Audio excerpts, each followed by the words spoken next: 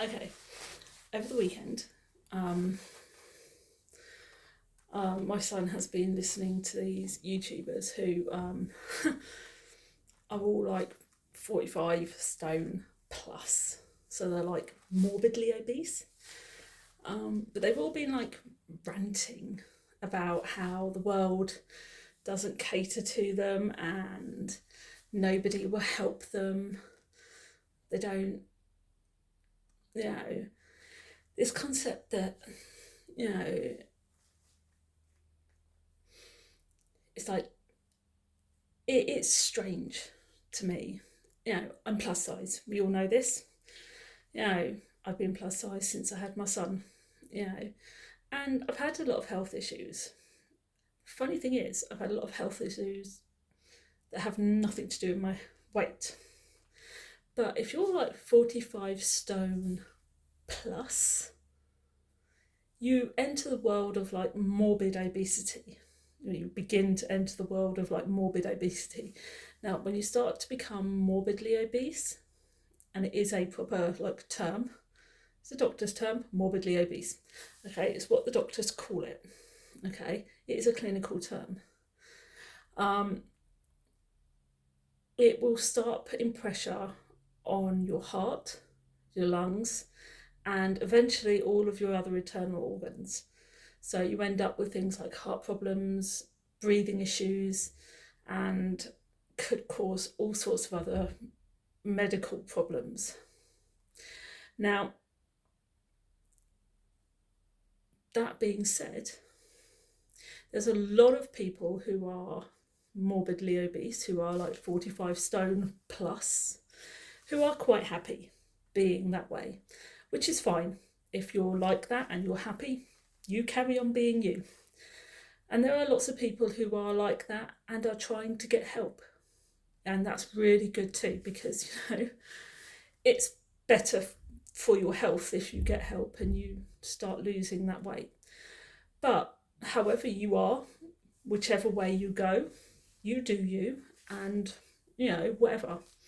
But if you're going to sit on the internet and be clinically morbidly obese and moan, whinge, and complain that things, you know, industries like the FAA and the hospitality industry, the entertainment industry, places like that won't cater to you, that is a whole different matter completely. You see, there's reasons why they don't cater. Whatever they are, they're not going to. See, it comes down to demographic, it comes down to availability, it comes down to statistics, money, and a whole other host of other things. Now, they're not going to listen to a bunch of people on the internet moaning and whinging, because to them, that's irrelevant.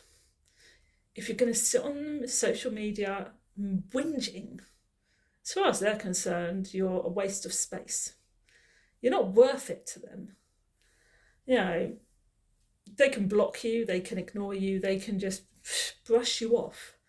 Sitting on the internet whinging about the fact that they're not going to help you will actually cause you to be ignored by the industries that you're trying to get help from. So actually, it's counterproductive. Now, in my head, instead of whinging all over social media, which in my mind is counterproductive anyway, because all you're going to do, you'll get people who support you, because there'll always be somebody out there who will support your whinging and your ranting and your whining, which is literally all you're doing. There will always be people out there who support that behaviour. But as far as I'm concerned, that's all you're doing. You're throwing a temper tantrum like a 2-year-old. They won't help me, blah, blah, blah. Throw a temper tantrum all you like, but it won't change anything. But there will always be people on the internet who will help you, support you, and be like, oh dear, poor you. But there will always be people on the internet that will sit in your comment section and go, oh my God, get over yourself. And to be fair, that's pretty much where I sit. And funnily enough, as much as my son loves listening to you, he listens to you so he can rant about how pathetic it is, which is all I've listened to for the last 3 days. At how pathetic it is that people who are grown adults, who are clinically morbidly obese, whinging about how nobody will cater to them. I have listened to that for 3 days from him. It's kind of sad, really. But he listens to this kind of stuff because I think it gives him something to do. He likes ranting and raving. You see, my son is one of those people who actually enjoys ranting and raving and whinging and whining because it makes him feel better about himself in the moment. I don't know what it is, but it actually, in his head, it makes him feel better about himself. He's always been like it ever since he was little. He rants, he raves, he whinges, he does. He rants and he raves. Funny thing is, my son will rant and rave and he'll go off on one for like days and then he'll shut up. And I won't hear from him for like 3 or 4 weeks. And then he'll rant and rave for about a week and then I won't hear from him. It's what he's always done. Don't know why. And sometimes he'll listen to YouTubers or whatever. So it gives him something to rant about, which is even more bizarre to me. If he has nothing to rant about himself, he will find something to rant about. I think it makes him feel better. I don't know. But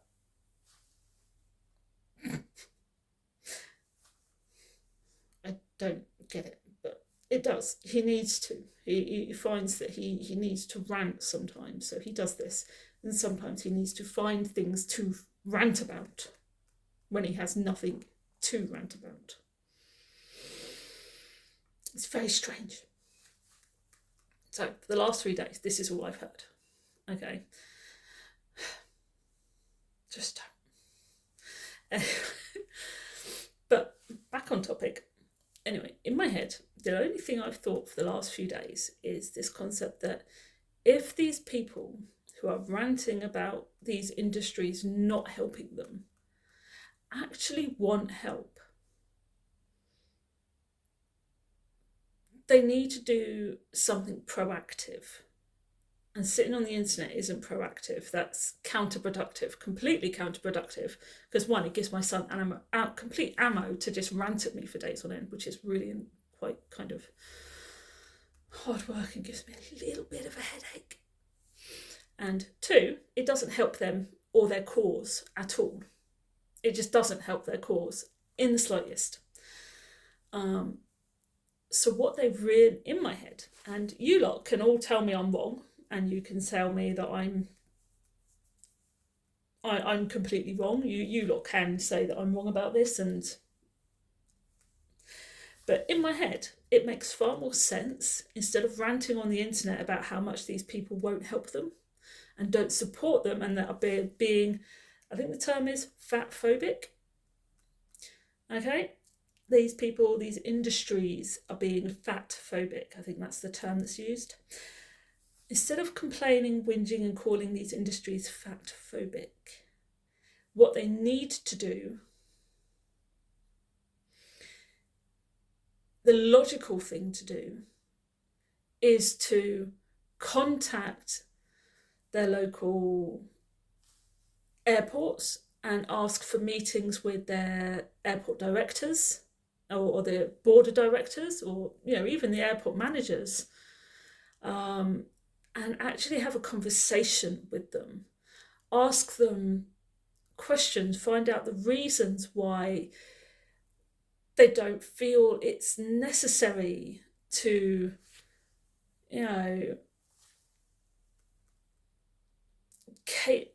why they feel that their demographic